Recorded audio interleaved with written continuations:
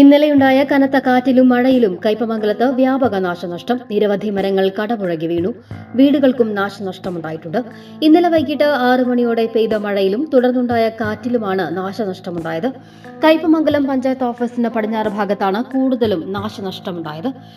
ചന്ദ്രപുരയ്ക്കൽ മോഹനന്റെ തറവാട് വീടിന് മുകളിൽ വൻമരം വീണ് വീടിന് നാശനഷ്ടമുണ്ടായി. മുറ്റത്ത് വച്ചിരുന്ന സൈക്കിളും പാടെ തകർന്നു. തൊട്ടടുത്ത് പുത്തൂർ അഭിലാഷിന്റെ വീടിന് മുകളിൽ തെങ്ങ് വീണ് ഭാഗികമായി തകർന്നു. പച്ചാമ്പുള്ളി സുനിയുടെ വീടിന് മുകളിലും മരം വീണ് നാശനഷ്ടമുണ്ടായിട്ടുണ്ട്. സംഭവമറിഞ്ഞ് പഞ്ചായത്ത് വില്ലേജ് അധികൃതർ സ്ഥലത്തെത്തിയിരുന്നു.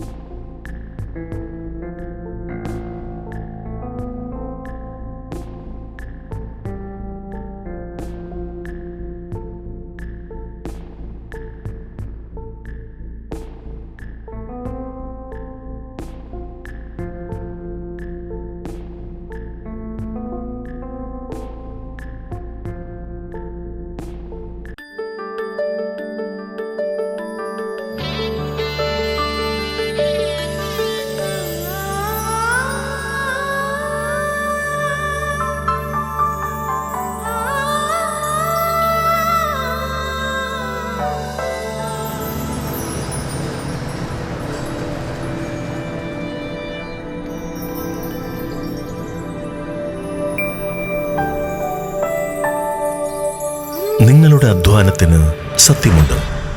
ഞങ്ങളുടെ സ്വർണത്തിനും. Ishara golden diamonds, Kodungallur road, Thriprayar. സ്വർണത്തിന്റെ സത്യം.